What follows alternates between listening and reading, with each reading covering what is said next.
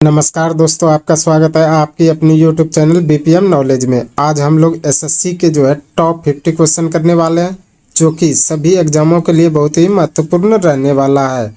अगर इनमें से किसी भी प्रश्नों का आंसर अगर आपको पता है तो आप कमेंट बॉक्स में दे सकते हैं। तो चलिए आज का वीडियो शुरू करते हैं। आज का पहला क्वेश्चन है, निम्नलिखित में से किसको सूर्य की ऊर्ध्वाधर किरणों कभी भी नहीं मिलेगी? निम्नलिखित में से किसको सूर्य की ऊर्ध्वाधर किरणें कभी भी नहीं मिलेगी? तो ये श्रीनगर को, इसका राइट आंसर ऑप्शन डी हो जाएगा। श्रीनगर को सूर्य की ऊर्ध्वाधर किरणें कभी नहीं मिलेगी। चलिए अगला क्वेश्चन देख लेते हैं। अगला क्वेश्चन है, भारत की जनसंख्या में ऋणात्मक वृद्धि दर किस दशक में दर्ज की गई थी? भारत की जनसंख्या में ऋणात्मक वृद्धि दर किस दशक में दर्ज की गई थी? तो यह की गई थी 1911 और 21 में। इसका राइट आंसर ऑप्शन सी हो जाएगा। 1911 से 1921 के बीच में भारत की जनसंख्या में ऋणात्मक वृद्धि दर दर्ज की गई थी। चलिए अगला क्वेश्चन देख लेते हैं। अगला क्वेश्चन है, निम्नलिखित में से कौन सा संसाधन अजैव और नवीकरणीय है? निम्नलिखित में से कौन सा संसाधन अजैव और नवीकरणीय है? तो यह जल, इसका राइट आंसर ऑप्शन बी हो जाएगा। जल यह अजैव और नवीकरणीय संसाधन है। चलिए अगला क्वेश्चन देख लेते हैं। अगला क्वेश्चन है, निम्नलिखित में से कौन सा नगर राष्ट्रीय राजधानी क्षेत्र में नहीं आता है? निम्नलिखित में से कौन सा नगर राष्ट्रीय राजधानी क्षेत्र में नहीं आता है? तो ये मथुरा नहीं आता है। इसका राइट आंसर ऑप्शन डी हो जाएगा। मथुरा यह राष्ट्रीय राजधानी क्षेत्र में नहीं आता है। चलिए अगला क्वेश्चन देख लेते हैं। अगला क्वेश्चन है, भारत की किस नदी को वृद्ध गंगा कहा जाता है? भारत की किस नदी को वृद्ध गंगा कहा जाता है? तो ये गोदावरी नदी को। इसका राइट आंसर ऑप्शन बी हो जाएगा। गोदावरी नदी को वृद्ध गंगा के नाम से जाना जाता है। चलिए अगला क्वेश्चन देख लेते हैं।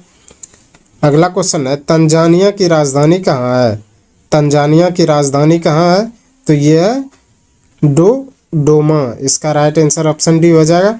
डोडोमा यह तंजानिया की राजधानी है। चलिए अगला क्वेश्चन देख लेते हैं। अगला क्वेश्चन है, अंडमान द्वीप समूह और निकोबार द्वीप समूह निम्नलिखित में से किसके द्वारा एक दूसरे से अलग किए गए हैं? अंडमान द्वीप समूह और निकोबार द्वीप समूह निम्नलिखित में से किसके द्वारा एक दूसरे से अलग किए गए हैं? तो यह 10 डिग्री चैनल के द्वारा। इसका राइट आंसर ऑप्शन ए हो जाएगा।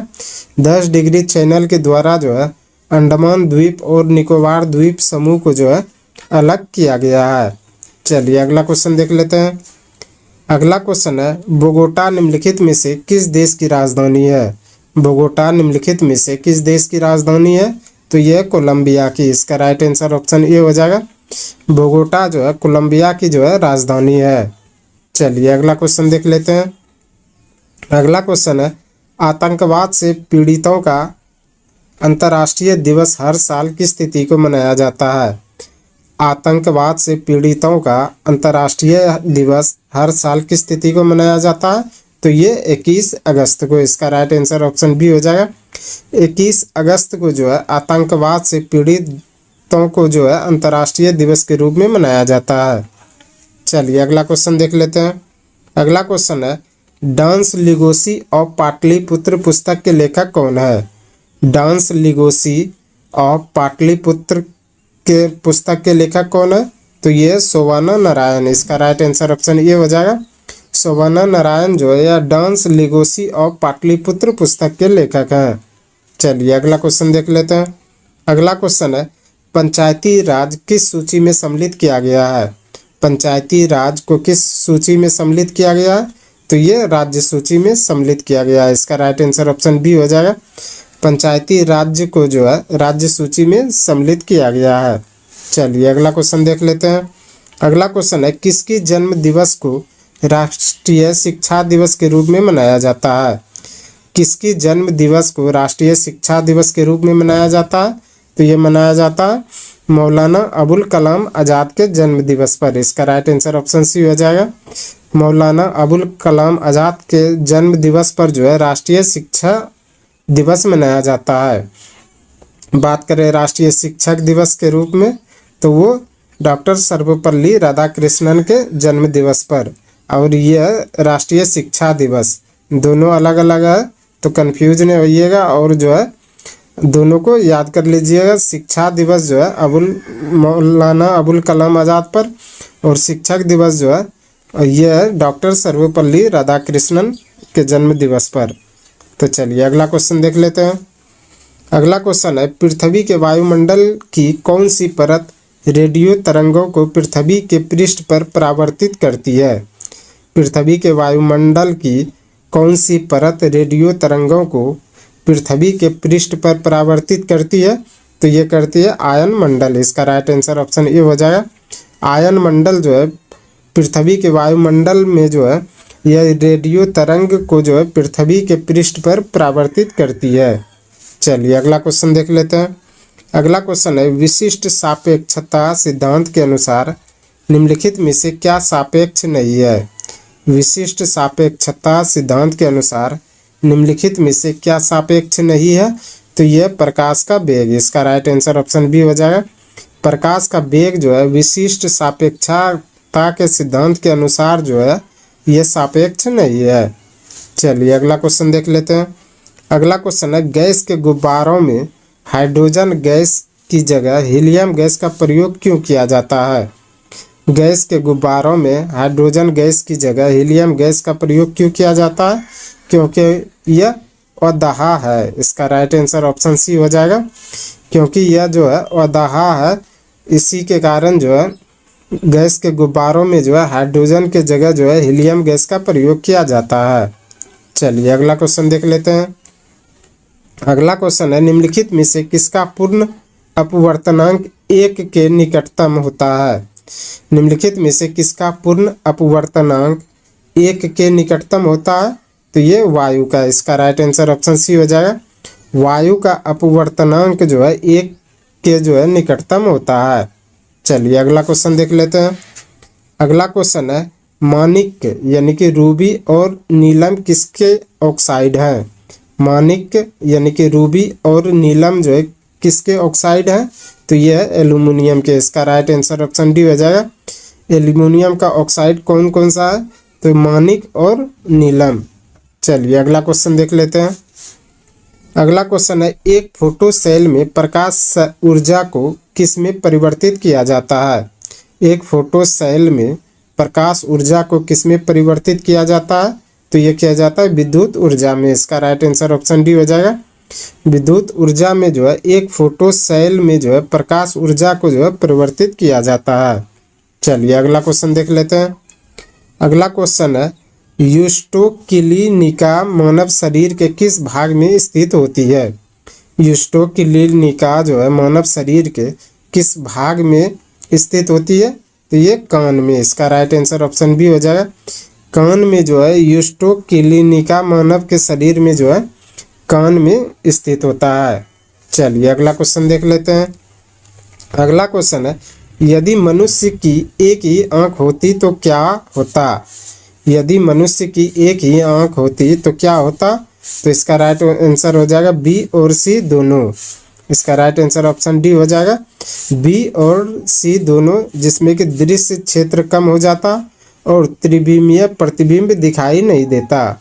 यानी कि 3 साइड जो है दिखाई नहीं देता और जो है दृष्टि क्षेत्र जो है कम हो जाता यदि मनुष्य का एक ही आंख होता तो। चलिए अगला क्वेश्चन देख लेते हैं। अगला क्वेश्चन है, रुधिर स्कंदन में मदद करने वाला विटामिन कौन सी है? रुधिर स्कंदन में मदद करने वाला विटामिन कौन सी है?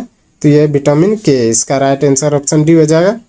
विटामिन के जो है रुधिर स्कंदन में जो है मदद करने वाला विटामिन है। चलिए अगला क्वेश्चन देख लेते हैं। अगला क्वेश्चन है, अनियत तापी प्राणियों के लिए निम्नलिखित में से कौन सा सही है? अनियत तापी प्राणियों के लिए निम्नलिखित में से कौन सा सही है? तो ये उनके शरीर का तापमान वायुमंडल के अनुसार बदलता रहता है। तो इसका राइट आंसर ऑप्शन बी हो जाएगा। उसके शरीर का तापमान वायुमंडल के अनुसार बदलता रहता है, यह जो है अनियत तापी प्राणियों के लिए सही है। चलिए अगला क्वेश्चन देख लेते हैं।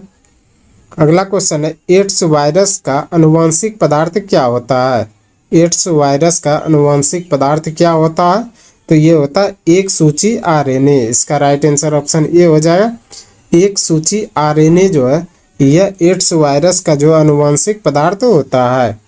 चलिए अगला क्वेश्चन देख लेते हैं। अगला क्वेश्चन है, विद्युत निर्यातक विज्ञापन के साइन बोर्ड्स की विषय सूची की रात में पठनशीलता सक्षम रखने के लिए उनमें किस गैस का प्रयोग किया जाता है? विद्युत निर्यातक विज्ञापन के साइन बोर्ड की विषय सूची की रात में पठनीयता सक्षम रखने के लिए उनमें किस गैस का प्रयोग किया जाता है? तो उसमें किया जाता है नियॉन गैस का। इसका राइट आंसर ऑप्शन डी हो जाए। नियॉन गैस का प्रयोग जो है विद्युत निर्यातक विज्ञापन साइन बोर्ड के लिए जो है रात में जो है सही से पढ़ने के लिए जो है उसमें प्रयोग किया जाता है। चलिए अगला क्वेश्चन देख लेते हैं। अगला क्वेश्चन है, खाद्य श्रृंखला में क्रमिक उच्च स्तरों पर किस जीव विष यानी टॉक्सिन की सांद्रता क्या कहलाती है? खाद्य श्रृंखला में क्रमिक उच्च स्तरों की किसी जीव विष यानी टॉक्सिन की सांद्रता क्या कहलाती है? तो ये कहलाती है जैव आवर्धन। इसका राइट आंसर ऑप्शन सी हो जाएगा। जैव आवर्धन जो है खाद्य श्रृंखला में क्रमिक उच्च स्तरों पर जो है किसी जीव जो है विष टॉक्सिन का जो है सांद्रता कहलाती है। देख लेते हैं। अगला क्वेश्चन है, निम्नलिखित में से कौन सा एक सुमूलित नहीं है? निम्नलिखित में से कौन सा एक सुमूलित नहीं है? तो यह कलकत्ता भूतापीय ऊर्जा केंद्र। इसका राइट आंसर ऑप्शन सी हो जाएगा। कोलकाता भूतापीय ऊर्जा केंद्र जो है यह जो है सुमूलित नहीं है, क्योंकि कलकत्ता में जो है भूतापीय ऊर्जा केंद्र जो है स्थित नहीं है। कोयना में जल विद्युत परियोजना स्थित है। कलपक्कम में परमाणु शक्ति केंद्र स्थित है और भावनगर में ज्वारीय विद्युत परियोजना स्थित है। अगला क्वेश्चन देख लेते हैं। अगला क्वेश्चन है, सियासफर इन पाइन के वृक्ष मुख्यतः किस प्रकार के वनों में पाए जाते हैं? सियासफर तथा पाइन के वृक्ष मुख्यतः किस प्रकार के वनों में पाए जाते हैं? तो ये टेंगा वन में। इसका राइट आंसर ऑप्शन ये हो जाएगा। टेंगा वन में जो है सियूस और फर तथा पाइन वृक्ष जो है मुख्यतः पाए जाते हैं। चलिए अगला क्वेश्चन देख लेते हैं। अगला क्वेश्चन है, ऋग्वेद में श्लोक सविता से भी संबंधित है। सविता का अर्थ किस देवता से है? ऋग्वेद में श्लोक सविता से भी संबंधित है। सविता का अर्थ किस देवता से है? तो यह सूर्य से। इसका राइट आंसर ऑप्शन सी हो जाएगा। सूर्य से जो है ऋग्वेद में जो है सविता से संबंधित है। चलिए अगला क्वेश्चन देख लेते हैं। अगला क्वेश्चन है, महाभारत के अनुसार कौरव सेना के निम्नलिखित सेनापतियों में कौन सा जीवित बचा था? महाभारत के अनुसार कौरव सेना के निम्नलिखित सेनापतियों में कौन सा जीवित बचा था? तो ये बचा था अश्वत्थामा। इसका राइट आंसर ऑप्शन बी हो जाएगा।